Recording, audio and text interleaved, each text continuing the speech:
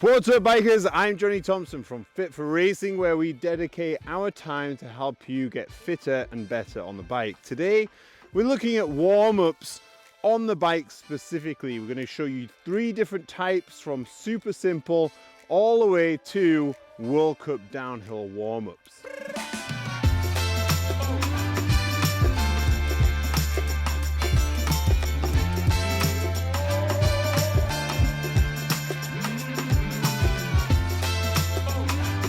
First warm-up, we call this the trail center warm-up.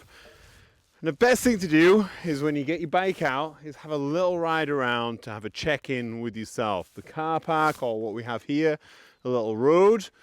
2 things that we're doing here. We're checking in how well you feel on the bike, if you've got any cranky bits from a long drive or pre-existing tightness that you need to work out. So we're going to do 1 minute of steady riding, increasing the speed as you go. Up and down is fine. On turns, just having a feel how you are. A little few bounces.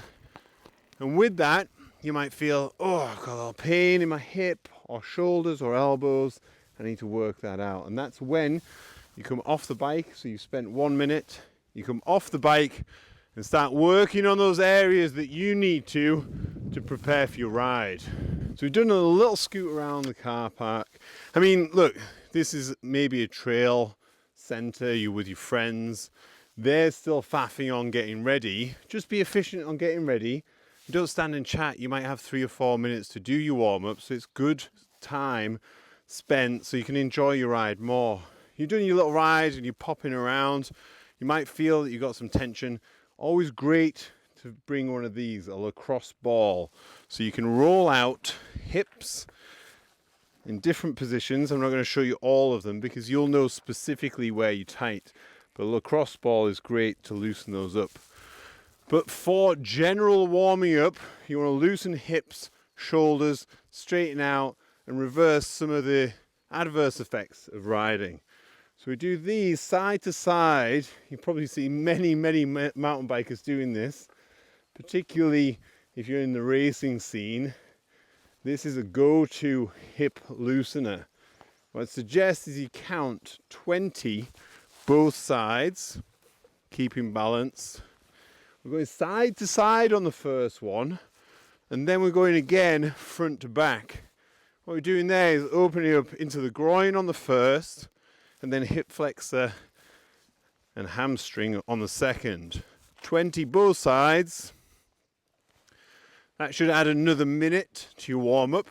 So we're on about 2 minutes there. Then, take a look around. See, there's not anyone looking really. Doing nice wide circles, both directions. Just nice to get the shoulders open. I know you're going to be pedaling a lot, but it's important that you get some flexibility back in the shoulders and some function before you ride. So what we've done there is open up. We want to then activate a little bit through the hips and upper body. So that would be an absolute minimum warm-up. Then we're going to look at some more specifics. So your friends are still chatting, you've got a little bit more time. We're going to look at some hinging. So the position you're going to be on the bike for quite a lot of your ride here, where it's important to be loading and preparing for that.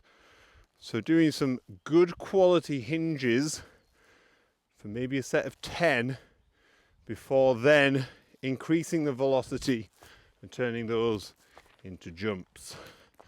That's activating the glutes and hamstrings. Then we'll look at the quads. So after the hinges, looking at quads, actually this is pretty convenient. Look at this. We've got a little step here to raise the heels up. You're just going to do some narrow foot squats to isolate the quads and get them pumping. You get nice range here, and all of this is going to get you feeling great. Maybe 15 to 20, and then we'll look at upper body. Now, it's not essential to do all of this, but you will enjoy your ride much quicker and you'll feel the benefits straight into the trail, particularly with this upper body work. We did some waving of the arms to get mobility through, but engaging the upper mid back with some band pull aparts is just going to help you stabilize on your bike. So with some pull aparts, maybe 10 to 15, and then some elevated press ups conveniently in the back of the van, or if you've got the capacity to and ability, archer push-ups either side.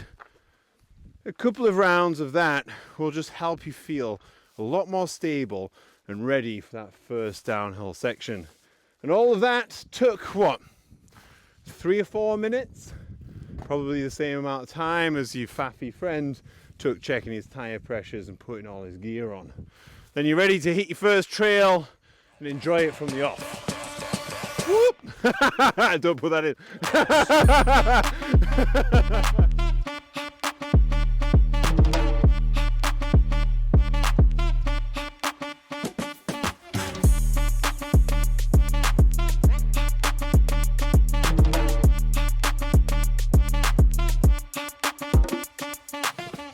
So we promised you 3. The first one was super simple. The second one starts with exactly that. We have even more time. It's now time to get back on the bike, and this one's really good if you got an uplift and you've gone to the top of a trail and you haven't had any pedal time. What we really want to do is increase your heart rate to somewhere round about what it'll be when you're doing the descents on the trail. So what I like to do is a fast and slow repeat.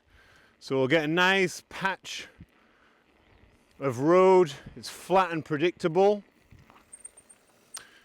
Steady pedal, and then increase the power, the difficulty to get a heart rate of about 140 on your first. So the pedal time is probably going to be about 30 seconds up the road, about a minute coming steady down, another 30-second push, a minute coming down, and you can do that 2 to 3 times until your heart rate's up to maybe 160, 170. What you're doing there is activated more of your legs for pedaling hard, got your heart rate up that mimics some of the demands on the trail and gets you even more prepared. But we're not going to stop there. While your heart rate's still up, it's a good time then to look at some rotation and mobilizing the hips for a lot more of the flowy and compression parts of the ride.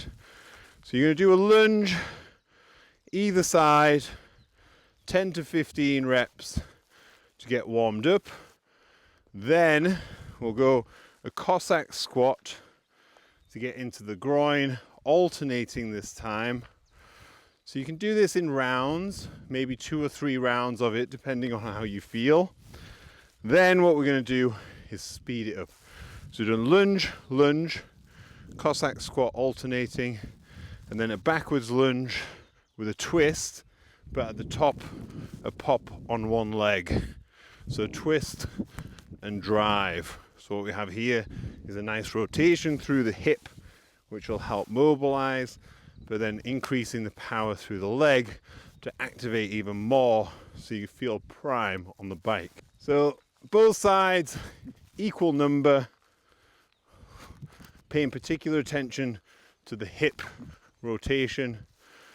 All of that then, so the part A, the first trail super quick one, plus this is the middle time remaining. It'll take you about 10 minutes, maybe 5 to 10 minutes, depending on how long it takes to get your heart rate up on the bike. This way, you're in a really good position to hit some good trails for a social ride or maybe an enduro. The next one we're going to look at is the full downhill spec warm-up.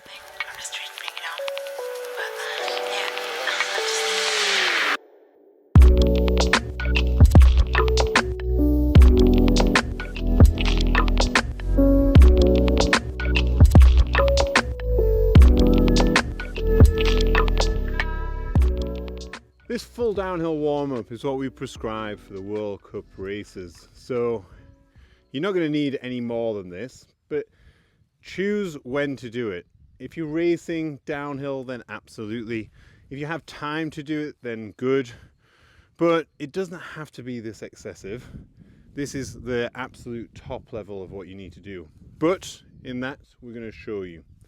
And the first point of call, again, is either on the bike or, as you see at many World Cups, a turbo trainer. So if you've got a pit setup and you've got a turbo trainer in there, then it's 5 minutes, a full 5 minutes, nothing less, to get your heart rate up to between 150 and 160. So we're going steady riding, maybe up quite far, having time to yourself to visualize a little bit. And here's a pro tip is, before you start the warm-up, make sure you've got plenty of layers on, so as you get warmer, you can start taking those layers off. Now you have your heart rate up reasonably high, we're going to do some more loading to get ready for some of the compressions that you might experience on a more aggressive ride, particularly downhill. So what we're going to do here is a 4-point lunge. So this is 4 directions that your foot is going to go in the front. So a pistol squat, 1 direction. Then we're going to do a Cossack squat. So we're going front, side, back, and then curtsy squat. Bam. You do that each leg once through.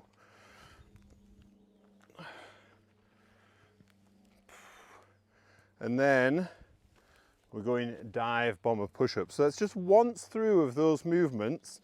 Before then, see, I've got my gloves on. Go into a down dog position. Oh, dive bomber push-up to the top. What we're doing here is loading the shoulders, getting mobility through. Just 2 or 3 of those will do. Before then, finding a spot, probably not on the ground. I prefer to do this in the back of a van. With a reverse push-up hold. Just count to 10, and that's 1 round done. Do 2 rounds of that before then getting back onto the bike. And what we're going to do this time is 3 sets of 1 minute. Now, the time domain here is a suggestion. And if you've lost track already, don't worry. There's a link below to the article that sits with this video on our website, where I write it all out. You can screenshot it as a point of reference, but in there's variability on times and reps, etc. So make sure you note that. So this time on the bike, the purpose is to put more power down and get your heart rate even higher, maybe to 150, 160, depending on your age and max heart rate, etc. So a minute hard with 30 seconds rest in between, up and down a road or on a turbo trainer, whatever you have available. Now your heart rate's high, we're going to look at some explosive movements, or more explosive, into the hips and shoulders to then get you even more prime on the bike. So this again is going to be 2 rounds. The reps are variable. So nice and tall on your toes, we're going into a drop lunge and then a jump. So you're going to alternate sides, nice and tall. We're going to say 4 to 6 each side. So what we're doing there is working some eccentric loading into change of direction, generating more power. Then a curtsy squat, but this time you're going to come down and jump off that front leg, alternating each side. Again, replicating some of the positions and strain, particularly in bermed corners on this one. So 4 to 6 each side. Then we're going to go an elevated archer push-up. This way, we're loading more on one side to the other. 8 to 12 reps. Before then grabbing a band. This is a TheraBand, different types of band. Any kind of band, or even an inner tube will do for some band pull aparts with speed. So we're not generating tension or time under tension. we're activating, getting ready for racing fast. So bam, nice and quick on these, 10 to 15 reps before then doing one more round. We get one more time on the bike to put some serious power into the pedals and get your heart rate super high. So this is the most variable part on the bike. What we don't want to do is go to a point of fatigue in your legs. But what you want to do is push really hard and stop just before it and rest just enough to get your breath, flush the lactate from your legs and be able to push again. So you might find that you do 2 or 3 of these and your heart rate's up to 180, which is ideal, or it might take you 5 or 6. So depending on what type of person or physiology you have, then determines the time domain. But again, all of the variations are on the website. A turbo trainer would be ideal, otherwise on the road, practicing some almost standing starts, pedal fast, 15, 20 seconds, to then cruise, 10 to 15 seconds recovery, and then go again, super fast. Heart rate sufficiently high, we're going to do one more round of functional activation movements. So the final time for doing movement, maybe 2 or 3 rounds of this, that's totally subjective, and the reps again are very variable depending on where you feel that fatigue point. But what we want is an attack position push pop, we'll call it. So attack position through the arms, loading as you would on your bars, and then coming off with power, 6 to 8 reps. Then into a hinge, generating power through the glutes and hamstrings, into a tall jump, 6 to 8. Then we're going a split squat, alternate sides, so split squat with a half rotation and jump. So we're going rotate over, jump tall, alternate sides, generate power. So once you've done 2 or 3 rounds of that, your heart rate will still be high. That's when you let it drop. Make sure you're calm, a time for visualization if you're a serious racer, and then head off to do your first run.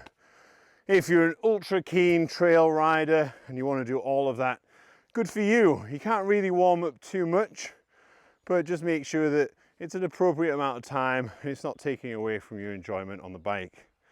But before we finish, we've got one extra special warm-up that actually happens at the top of the trail for you enduro riders or racers, because we don't want to fatigue ourselves before doing a 45-minute climb.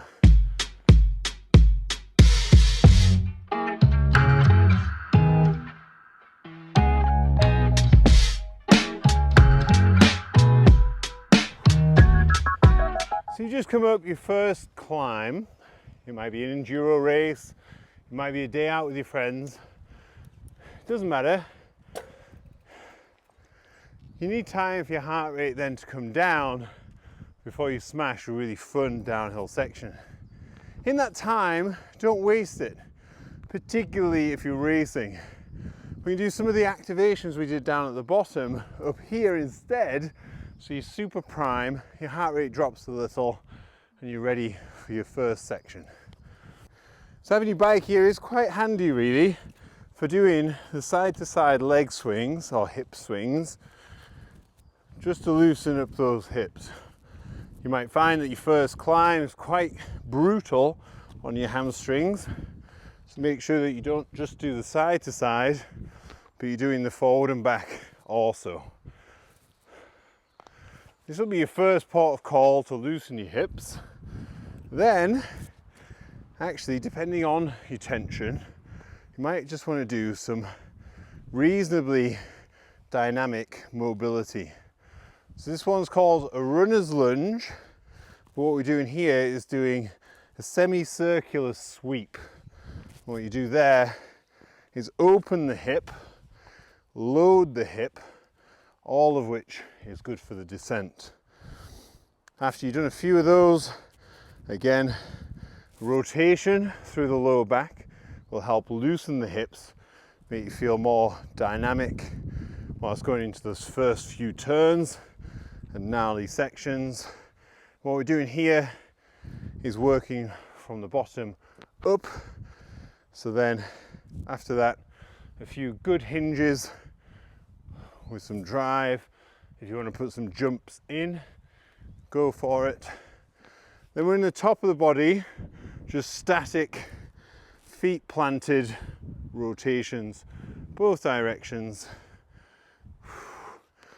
This one, just to open the lower back. Depending on where you're at, you might not want to do dive bomber push-ups, but if it's not going to compromise your grip on the gloves, then dive bomber push-ups are great for loading. And then if you're a serious racer, put some push pops in there just to get some dynamic work through the upper body for driving out those berms and compressions. Then the wrap around. This helps with the upper mid back activation, getting a bit more flexible through the shoulders, and then an up and a down. You can do multiple one side, however you feel good.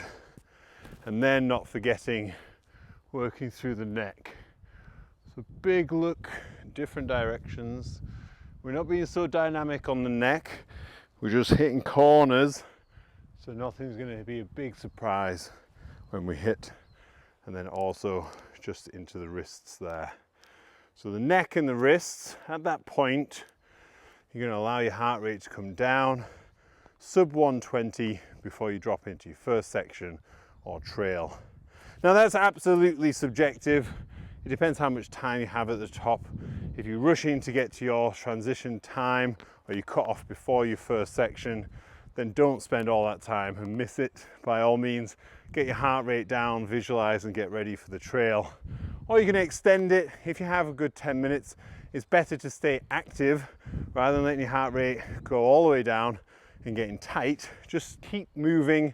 Even if you're pacing up and down, you might want to do a few hops on the bike just to make sure that you're ready before then dropping in.